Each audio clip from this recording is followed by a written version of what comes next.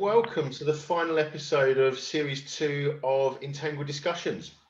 So this month we've been discussing the roles played by the quantum support and engagement networks. And as always, at the end of the month, we're in the superposition of having all the guests in this theme entangled together in one discussion.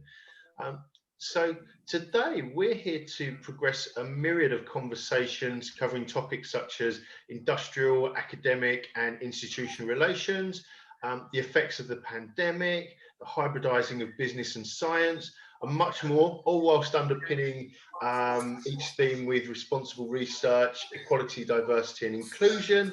So given the nature of these myriad of themes, it makes me really happy to bring together three people that are supporting the scientific ecosystem with such incredible wit and enthusiasm as Najwa Sidqi, Cristobel Soares and Celia Yeung. Welcome to you all. Thank you, John. Thank you for having us. And so I think in terms of the discussion itself, so it would be good for everyone to feel free and open and join in at any point during the conversation. I know there's lots of themes that we can bring up, so I don't want to stifle any of that creativity.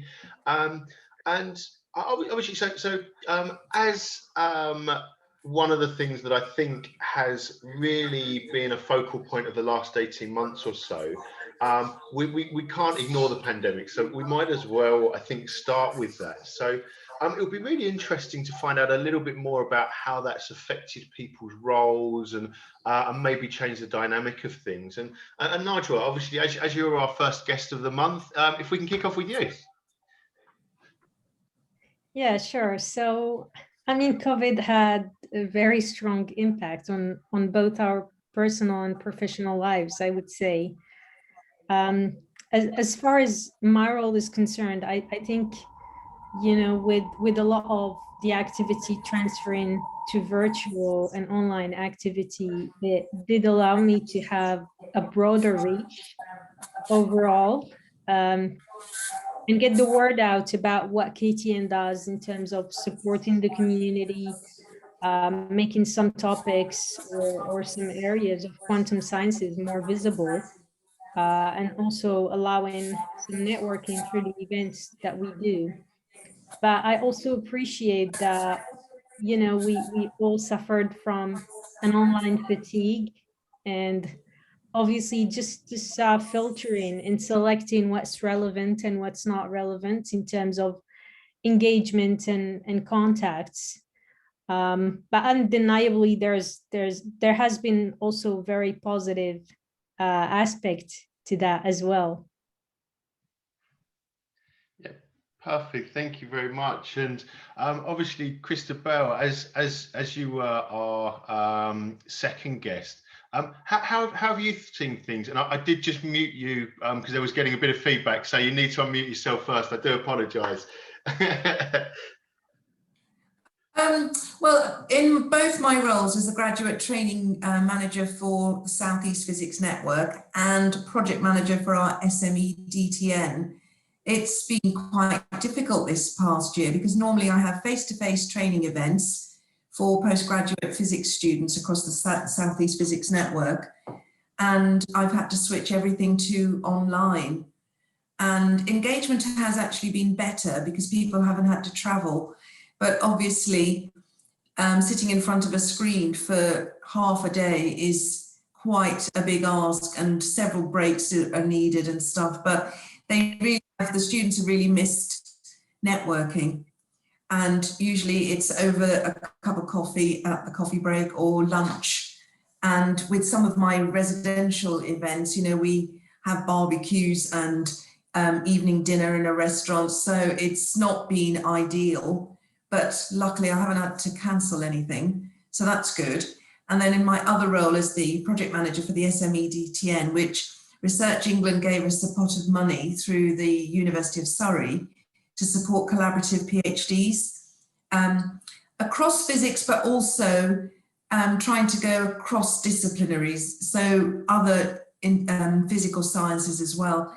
But you can imagine this, I tried to organise a sandpit event for SMEs and academics, And normally we would host it at a central venue and have several meeting rooms and coffees and lunch and network like that. And I had to do it all online with Microsoft Teams with different themes. It all worked, thank goodness, but we only launched in October. And for me to start a new job in October and not see any of my colleagues and not be able to host something in person was really tricky, but we're getting there, and people are, I possibly might have got more engagement because people who work in industry are just as busy as our academics, so they didn't have to travel and they could just give up 2 or 3 hours to join the meeting and not have the travel of an hour or two either end of the day. So that's how I've managed through this pandemic. It's not been easy. I think it would be better once we can do face-to-face events, but it is what it is and we have to make the best of it. Yes, agreed. And holding a cocktail party across different countries is always more tricky. The level of quality varies more. And obviously, Celia, we've spoken about how things have changed for you during the pandemic and wider. It'd be great to hear sort of your side of things as well. I think for me, from a personal. So I'm sorry, Celia. So I just. Is that better? Okay, so you muted yourself. I think everyone can hear me. Is that right? Yeah, great. So for me personally, I came off mat leave and then I came to a completely different world. So I previously worked for the previous carnation of our hub, NKIT, and I kind of knew, what everyone was doing and what things were going on then. But everything moved so fast in quantum that by the time I came back and I had baby brain and all of these sorts of things, it was just completely different. And I wasn't able to go out and read people's body language and be able to do all of the normal things that I'm used to doing. It was almost like picking up an entirely different skill set.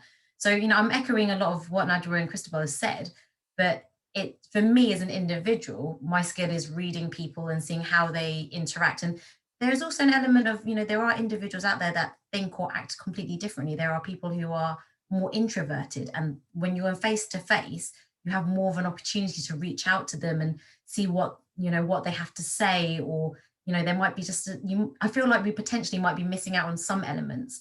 But on the positive side, like you said, our reach is so much further now. We've been able to invite individuals from all over the world to our events that we do at the QCS hub, and that's been amazing. That's really given me particularly an insight, but also I think it does allow that flexibility. For example, at home, in my home life, we have quite a tight schedule for my child coming to and from nursery and stuff. So I'm able to kind of hop downstairs, do something really quickly, and then come back up and continue with the meeting, even though it's not ideal in terms of you have to have a very regimented, very organized, okay, got to go downstairs, do this, come back, go to work, and you have to find the headspace. But in terms of meetings, if they are back to back, you do need to have that space to be able to think about what was said in the last meeting and, not just write it down, because, I don't know how many times I've written something down and thought, oh, what was that note about? And then I have to dig it up and think really hard about what we had previously discussed. So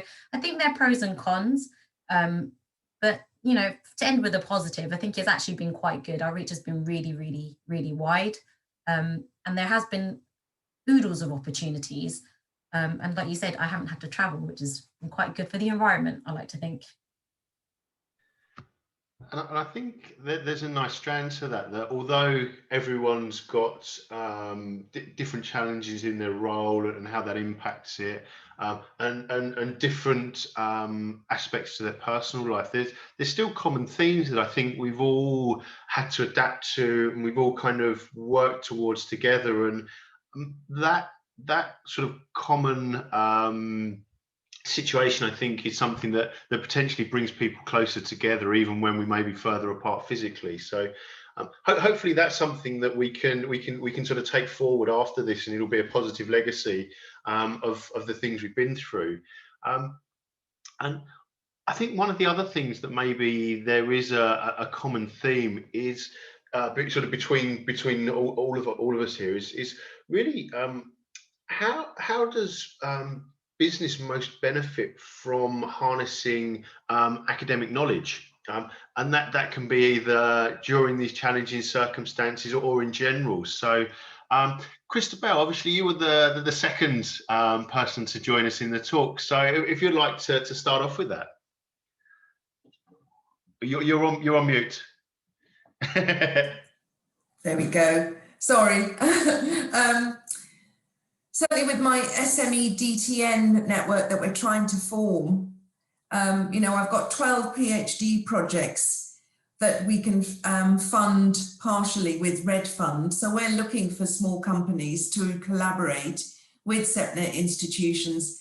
And this has been a good way, this has been quite a good opportunity, because in my other role, when I'm inviting speakers to appear on a careers panel event for a summer school, I can speak to them face to face and then ask them if their companies might be interested in collaborating with a SEPNet partner.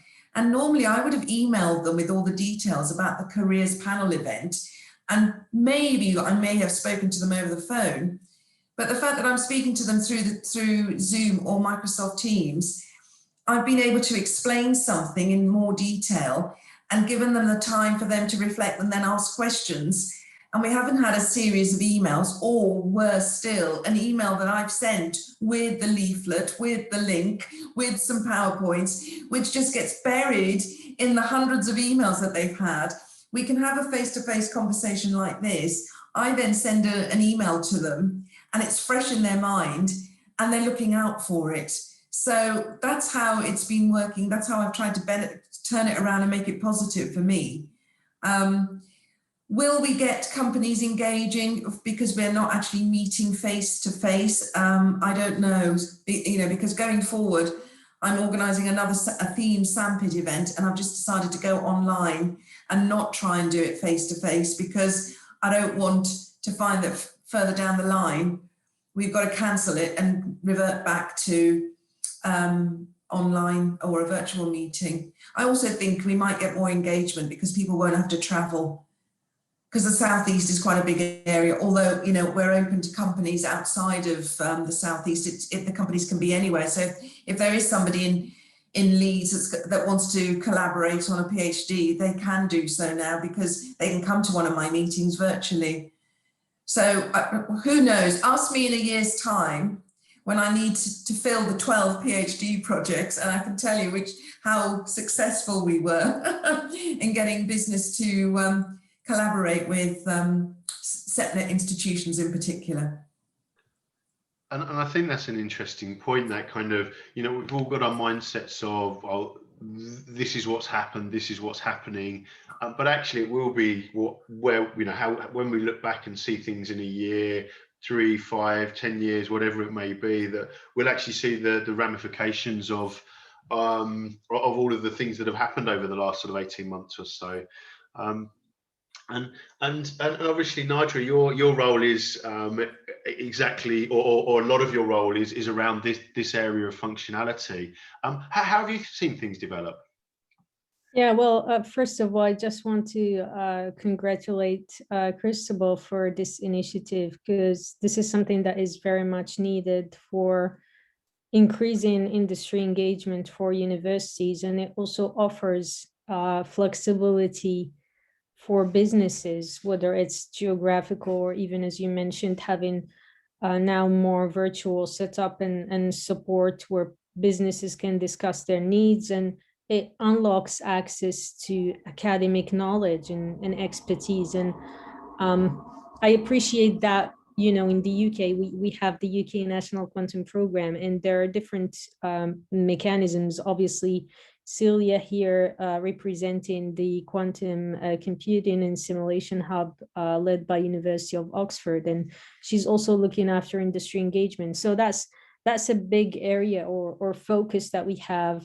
I mean, obviously in my role at KTN, I do also undertake activities for engaging industry and facilitating connections. I think now the focus is really, or at least for myself, is really getting the word out there about what quantum can do for the industry, for example, and how to maximize the existing knowledge or capabilities that we have for the industry, and speeding up that process of adoption or even for collaboration.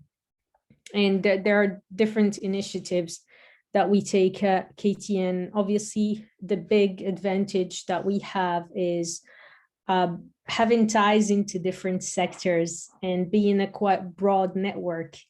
And this is something that is very important, is enriching our contacts and our network, so we can find or create these links and relationships where unexpected to be, basically. Yeah, and I think that's one of the crucial things, I think, with the whole quantum and scientific landscape. Actually, it's that uncovering what maybe wasn't known before, and a sense of serendipity around that. And obviously, Celia, with such a good recommendation from Najwa, it'd be great to hear your thoughts on the topic as well. I think when everything started locking down, so you had, each country kind of had their own different timescales and how they started to slow down. And obviously this has an international impact because quite a few companies out there are multinational. So at the beginning, it was more like a bit of a panic. People and organizations in general, I think they started to prioritize what they were going to do for the future. So whilst, quantum might have been something that was a, cutting edge thing, and they really wanted to look into it. At the beginning of the pandemic, I felt like they had put that on the back burner whilst they kind of got all of their ducks in a row to see how everything was going. And I think as we've progressed, in some countries it's looking better and some looking worse. For some organizations, it's exactly the same. Some's better, some's worse. But I think as everyone started adopting this culture of online usage, just like Cristobel said, you're now having a face-to-face. So you're getting that kind of rapport back. You're having the opportunity to have more video calls than, like you just used to be, just pick up the phone, used to be swamped with emails, and now you're actually getting a little bit closer to how we used to be. And with that, I think quite a few organizations have adopted and changed the culture so that it's more like the normal, and we're getting back to business. And of course it's not the same, but there have been benefits, like we said earlier, and it's not the end of the world. It's, with the pandemic, we've been able to accelerate this type of technology. And I think actually in future we'd be taking, I know for the hub particularly, with very strongly considering a hybrid approach that makes it more inclusive. And it hasn't been the most terrible thing in terms of business for engagement, I guess. Yeah, and I think with regards to that, a lot of it has focused on the kind of the mechanisms of communicating and how that's manifested itself. And it would be interesting to really maybe look at what initiatives or ideas there may be out there that can help business and academia and institutions all come together and maybe either instigate them or promote the existing ideas out there. And Celia, if we can stay with you on that one. There's actually one thing I just thought about. It's not necessarily just strictly answering the question that you just asked. But I think there is an element of thinking about how we address on like internet poverty as well as part of this. So yes, there are loads of initiatives out there, like QTech, it's coming to its end of funding now, but initiatives like QTech that help accelerate lower technology readiness level research into higher technology readiness level research. There are those initiatives, but I just want to think about how we, and I don't have an answer for this, but I think there is an element of thinking about how do we address the poverty around individuals that don't have access to the internet. I mean, at the moment, everyone's gone online, and I've got quite a few friends who are teachers, and some of their students just don't have the laptops, for example, or they have to share it, and they have loads of brothers and sisters. So how do you manage their schooling? And that type of thinking kind of extends to, you know, if you've got quantum computing on the cloud, there will be individuals that don't have access to the internet for whatever reason. How can we ensure that everyone has an opportunity to learn about all of the things surrounding quantum? How do we kind of ensure that they have an idea of the routes to access careers in quantum, that type of thing? I think that's something really, really, really important to think about. And if anyone's got, you know, the winning solution, I'd be all ears. I'd be happy to kind of, you know, take that on as a challenge and contribute to that. But I think that type of thing's really, really tricky. And as Democritus was arguably the founder of physics, the democratization of science these days is, you know, potentially sort of coming full circle. And it is crucially important, and not necessarily a simple fix. There has to be an appetite for this. Najwa, obviously this is a really interesting topic, and I'd love to hear your thoughts on this.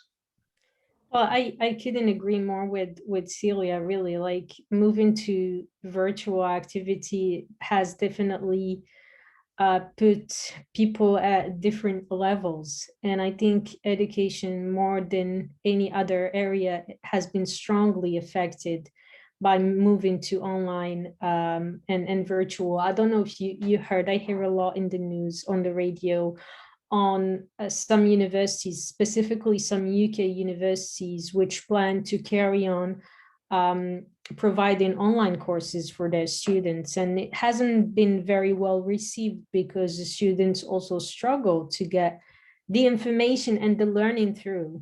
And it's in this specific case, I think, you know, the virtual learning platform is not sufficient or satisfactory for these undergraduate students or people who are in their early stages of learning. For professional people like us, we can adapt through attending webinars and speaking at webinars, etc., and maybe getting some engagement online as well. Although we all agree that, you know, the social aspect of networking is very much missed with the virtual platform. But I just, you know, I can't help but agreeing to every word that Celia said. Obviously, that there is an imbalance across the planet of who gets access to what.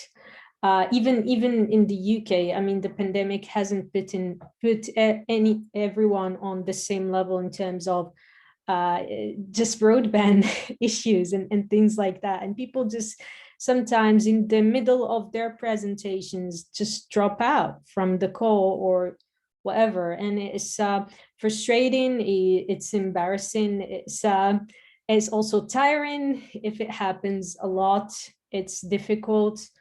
It implies also costs, because if you need to, I'm just thinking about, you know, young children or families who need to acquire specific laptop and hardware and invest time and money. It could be quite difficult, and also maybe upgrade their internet access for the specific purpose of learning. And I think there are a lot of UN reports that were published specifically on that topic, and that, you know, a lot of students across the world will be missing a lot of the learning, and, you know, will be behind for the past couple of years now in terms of learning. I think who's responsible for sorting this issue? That's a big question. We often think about public funding or government action, but if private organizations or NGOs can also provide some support, then obviously it will be also welcome and helpful. But I think in terms of accessing to technology in general, and quantum is by the same way concerned, not everyone on this globe will be at the same level in terms of adoption and accessibility. And the hope is that, you know, we will all come to an even level to access to technology or internet or hardware. So that's the hope, I mean, for the future. But for now, it just seems to me that it's not the case and it's not possible yet. And I think as well, it's a tricky one, because as you mentioned, the sort of public, private, NGOs, and it's one of those things. There's always the possibility of kind of slipping through the cracks in between a little bit. You know, if you're sort of playing devil's advocate, there's going to be a lot of governments, a lot of public money has been stretched all around the world over the last 18 months. You then look at quantum, and it's kind of, so who pays for it and who benefits from it? And we've seen over the last few years that it's gone from public funding through finance and more private investment now.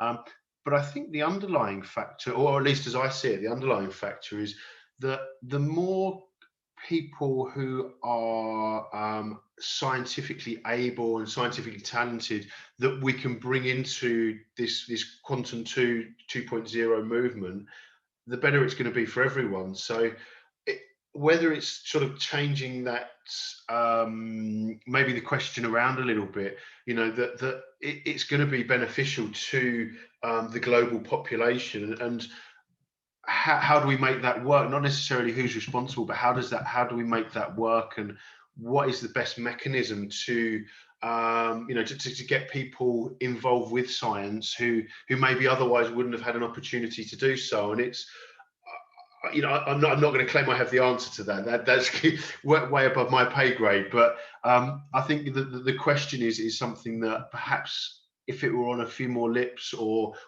maybe a little bit more advanced, should I say, I think that's something that would benefit the scientific community as a whole, and in turn the scientific community. You know, when science responsible research is performed, it tends to benefit society as a whole. So maybe finding the roadmap around that is the challenge, and I think it's going to take a lot of minds that are brighter than my own to be able to sort of find the right solution for it.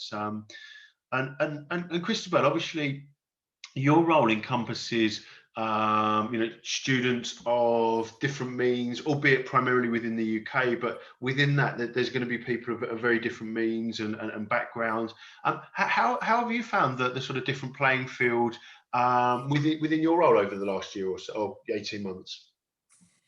I don't feel I can comment really, because it's been, it's, you know, I'm sure basically I think all our PhD students, if they have had any difficulties, it would have been dealt with by their supervisors. But, you know, we've had people, they've been unable to actually physically start their, well, enter their PhD office or lab space. And they've been stuck in places like Chile, but able to access a workshop that we're doing. And in fact, it's been quite fun, sort of at the beginning of the workshop, asking who's calling in from the furthest location. And I think, you know, Chile and I think Romania was the furthest sort of east and west that we went. But it's, I don't really feel I don't really know how their PhD studies have been affected as such, because we're not really speaking to them on that level. It's, you know, they're rocking up to turn up for my courses. And you know, yes, we've had people sort of complaining that their systems don't work well with Microsoft Teams, and have said to me, you know, I should have used Zoom. And I'm thinking, well, the majority of our universities have been told that we've got to deliver things through Teams rather than Zoom. So, you know, it's, I can't say I've got a solution to the global problem that we've got about equitable internet access and making sure everyone's got decent laptops and everything. But yeah, so I don't feel I can comment really. But we're doing our best, you know, to deliver good training so that they can see what opportunities are out there. And it's all about developing their training skills and making sure that their research skills, they can see how transferable they are. And on that theme, this time last year, I was actually stuck in Brazil. So I'd been there for an extra month, unable to get back, but the pandemic hadn't really hit there too much. So, and there was worse places to be than Rio de Janeiro when everyone else was locked down back at home. So, you know, I'm certainly not gonna play any sympathy card on that. But can I just say that? So it's really interesting because 8 years ago, when SEPNet were given money to support PGR training, it was proposed that we invest quite a bit of money in video conferencing so that people could deliver lectures to all 9 universities. So you'd have people in one room that was dedicated to the video conferencing equipment, and they could broadcast, and so other people could see the other 30 or however many could fit in that room. And the engagement was so poor because no one wanted to be doing anything virtually. And they were saying, no, we'd much rather be in the lecture theatre with the academic. And it took us about a year to try and get academics to deliver their content, to deliver certain courses, and we had to drop it in the end. And the video conferencing equipment has just become redundant. But now, because of a pandemic, and because we have Zoom and Microsoft Teams, people have had to engage with it. And, you know, if they've got good broadband, and, you know, which is obviously dependent geographically on where they are and how good, which provider they're using, but they've had to embrace it, and that's the only means of being able to continue getting any training. Otherwise, if they don't sign up for this, then they're not going to get, you know, they will have had a whole year where they wouldn't have had any training. And I know that certainly with some of our SEPNet universities, they do have to tick so many hours of training to, you know, as part of their PhD study. So I am pleased that I've been able to carry on doing stuff online, even though it's had its difficulties. But as I said, engagement has been better. I think there's an opportunity here, though. So I always try to spin everything on its head. So what can the best thing come out from a bad situation, essentially? And because individuals have been forced to move online and use the video conferencing, we have essentially changed the culture of how we work. So, okay, our hub has got 17 universities involved, and you know, we within Oxford, we used to have this weekly lunch thing, and I'm very aware that, you know, there might be individuals in other institutions that couldn't join in our lunch, but now there's an opportunity. They might not be able to have a cup of tea and eat, you know, the fancy sandwiches, but they're still part of the conversation. And I think that that's potentially, you know, that's a really good thing. And actually coming back to what you said, John, about, you know, Brazil was in terms of the pandemic timeline, you know, there are going to be different areas around the world which will be worse and better than others at different times. And this maybe is another opportunity. So where some individuals might not have it as bad in terms of pandemic, but they don't necessarily have internet access to access the cloud or quantum or etc. All of these classes that are online. That's not the world's worst thing. If I try and, you know, find a little bit of a silver lining, for them, there might still be the opportunity to practice their softer skills where they are still allowed to have conversations in person. So, you know, they potentially might be working on that, whilst the people who can access the cloud might be working on the technological parts. And then, you know, everyone starts mixing together later on and they share their skill set. This might be an opportunity to move forward. And because everything's now recorded, the individuals that weren't able to do it before, they can then, you know, catch up a little bit later. I don't know, it's just trying to find what works best for everyone in different times and different places. And different situations, I guess. Yeah, and I can, along that theme, the clients I've got in the US specifically, around sort of Q3, Q4 of last year, when there were different restrictions in different states and people were due to fly from one state to another for a final interview, and then the flights got cancelled or the rules got changed at the last minute, and people were then that had never been involved with remote interviews before, all of a sudden were able to put on a really robust final interview, and kind of everything apart from visiting the local area was almost covered off. And it was a really dynamic situation, and week on week things were changing, and it was really interesting to see the sort of the problem solving around that, and how it changed mindsets on what was or wasn't possible or practical, and some of these things were born out of necessity, but actually will, at least in part, will those skills will remain. And I think, yeah, those the way that these things that the challenges are experienced at different times.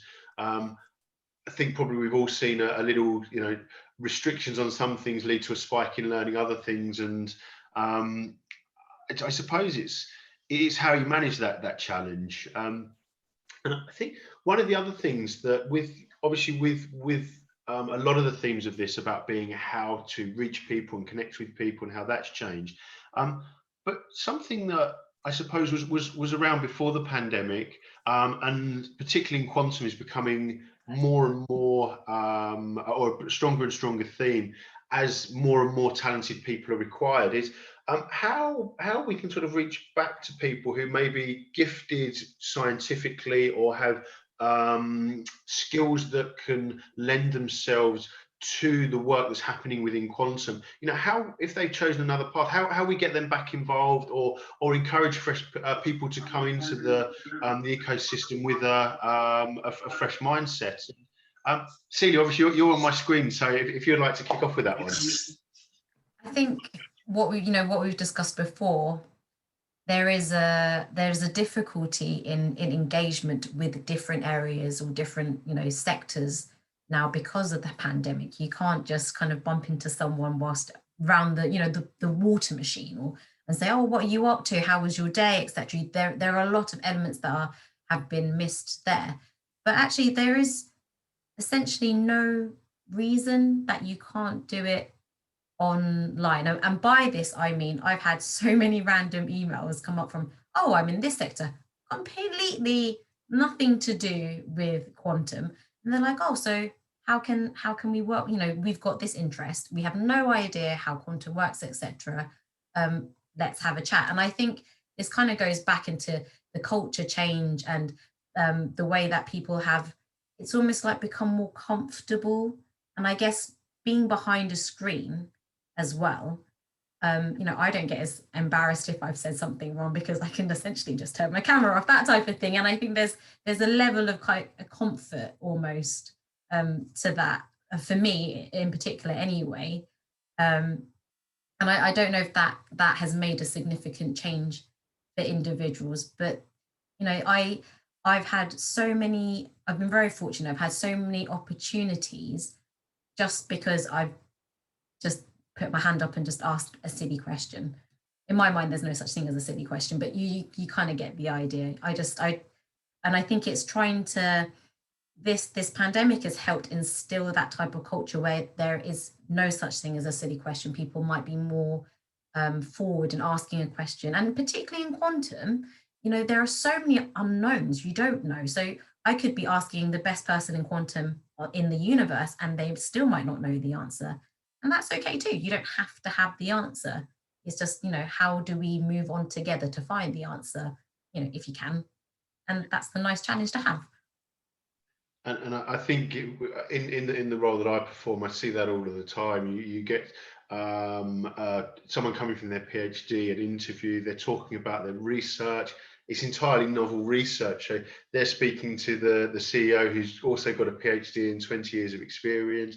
And the CEO is asking them questions to find out about their research because they they don't know all of the answers, and they're happy to ask questions to find those things out, because they realize that's, you know, that is the best way for science to work, is by learning new things, not reinforcing what you know already. And obviously, Najwa, your role covers scientific, business, academic, institution. I'd be really interested to hear your thoughts on you know, how the business aspects get combed back into quantum, those aspects that are entirely necessary. Mm-hmm. So, well, first of all, yeah, agree with pretty much what Celia said on, you know, having now a broader reach, and, you know, the pandemic opening up doors for more collaborations and more curious people to join the quantum conversation. As it seemed to me, I mentioned in the previous panel that it seemed to me to be quite niche up to a certain year. I think the interesting business aspects for my role is the different trends and applications that quantum has, or for industry in general, and also some aspects on all the new businesses and how they can grow and sustain themselves. And I think I just been impressed with all the many new quantum businesses and how fast they're going towards launching quantum internet, launching a quantum computer, implementing quantum in telecoms. Just really brilliant things happening, and just can't wait to see how me as a random user can get access to all this. I mean, we all here in this room appreciate it's not going to happen tomorrow, but being in the nascent steps or the baby steps of all these businesses launching some amazing things has been, or has marked me during the past year. And there are obviously still more to come. I guess, like you said, being at the crossroads in my role between science, industry, government, other aspects, different aspects of innovation, I'm also curious to know or to understand how a research moves from research to a business idea, when and who are the people who instigate businesses or business ideas, and how they come across for these actually commercial ideas in quantum, and what's their journey been like. So through my engagement, I'm always curious to talk and understand, and also hear their stories, because that's also very important to feed back then to people who make decisions. And the expectations are, I think, quite high in terms of quantum. I'm just worried that people will be at some point disappointed that quantum is not what they expected to be.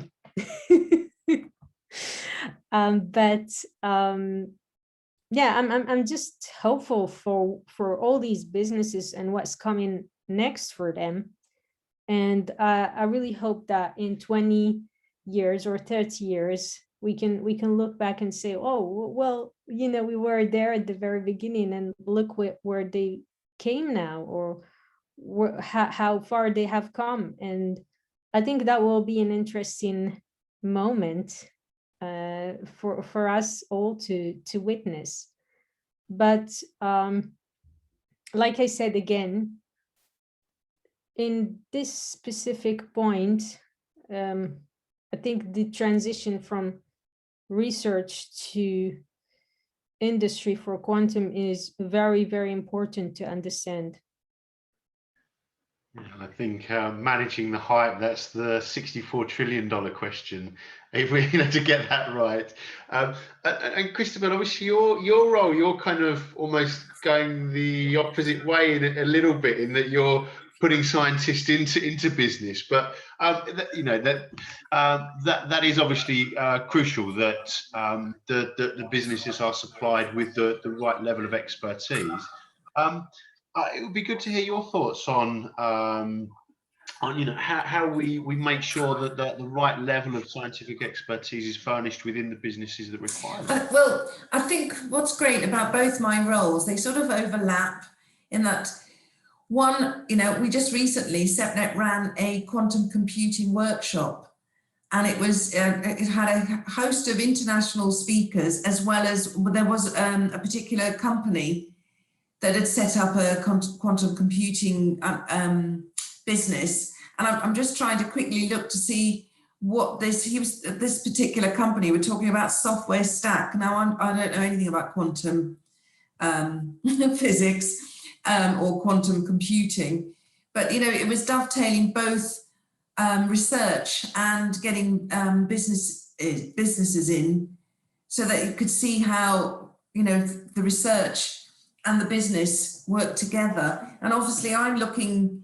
for my SME DTN. If there are any small businesses out there, or even large or medium sized, that want to collaborate and do research. The key to my SME DTN is industry relevant research that will help their business grow and can be supported by SEPNet academics with the expertise or access to data sets or lab equipment. So there's a lot happening out there, but it's trying to get them to talk to each other.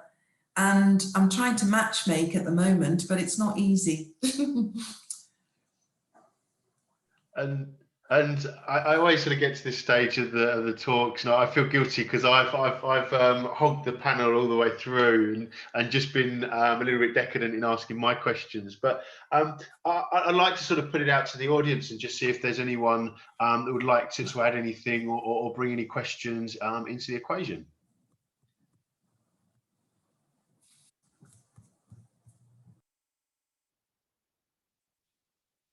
And if not, I'm more than happy to continue, actually. So one of the things that we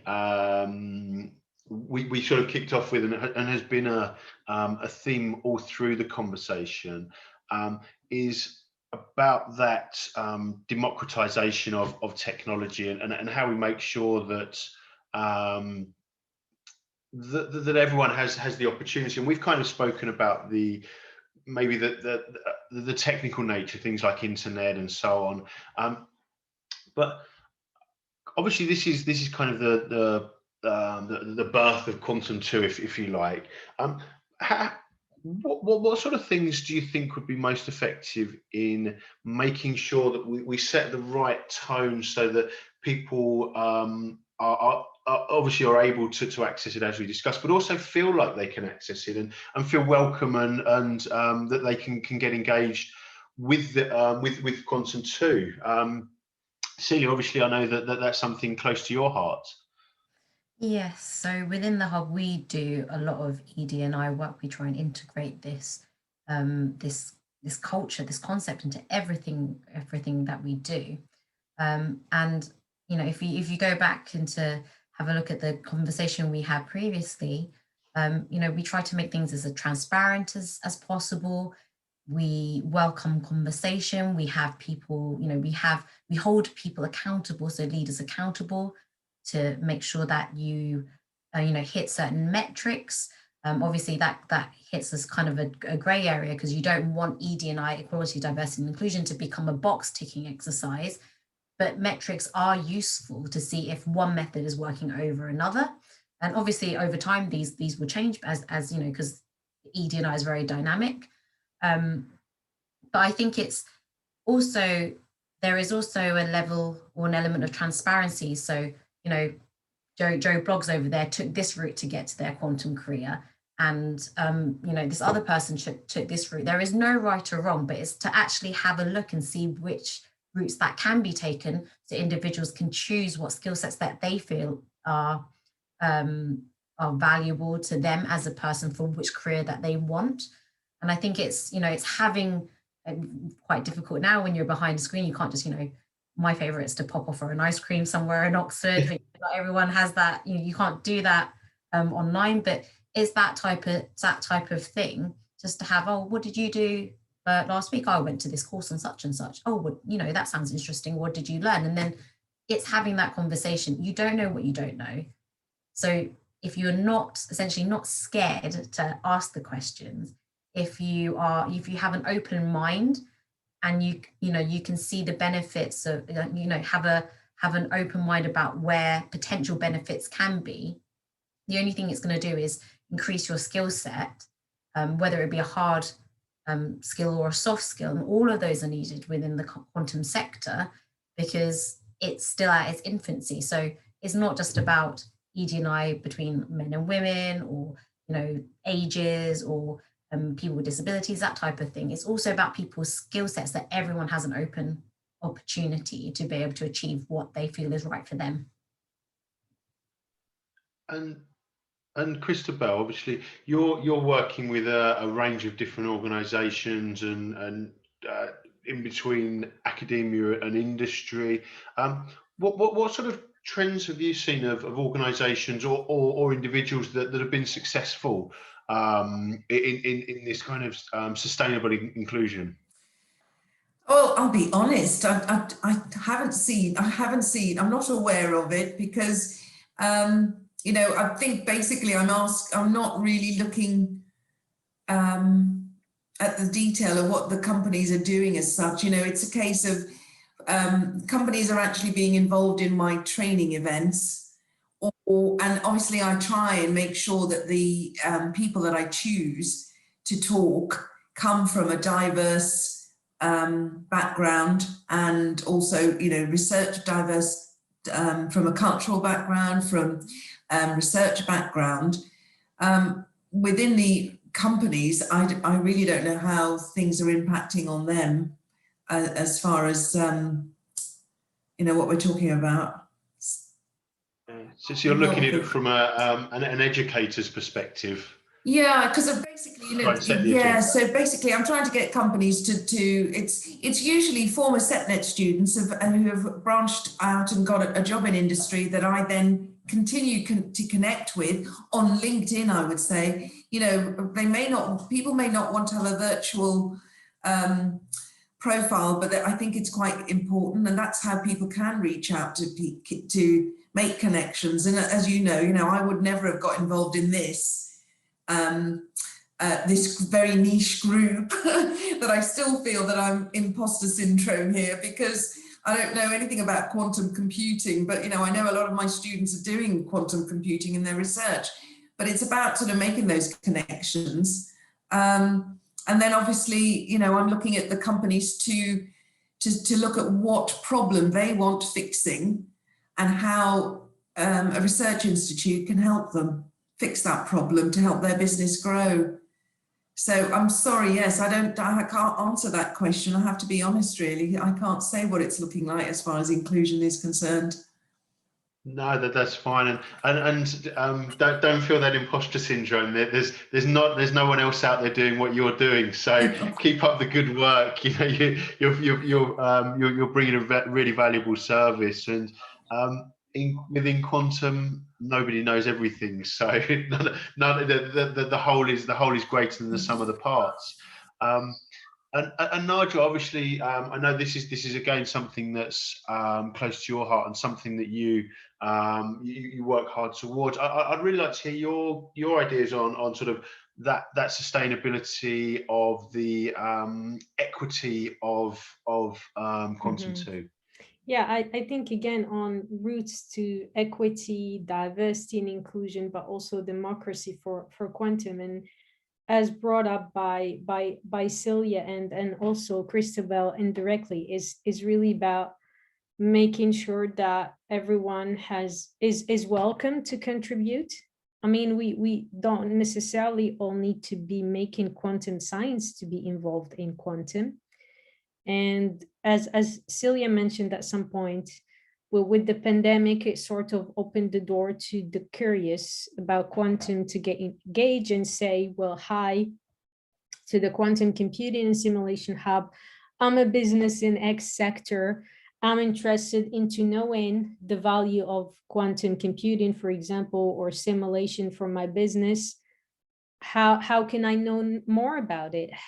How can you help me with it? Is your hub has the capability to making me learn more or understand more? And is this an option for my business in the future? And I also, as a knowledge transfer manager, get a lot of these requests from several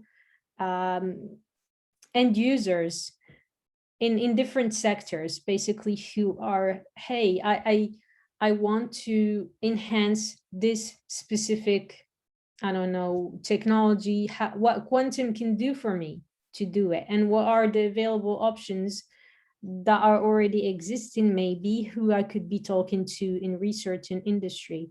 I think the language and the communication we use is very important, and making sure that everyone is welcome to contribute and everyone has a place.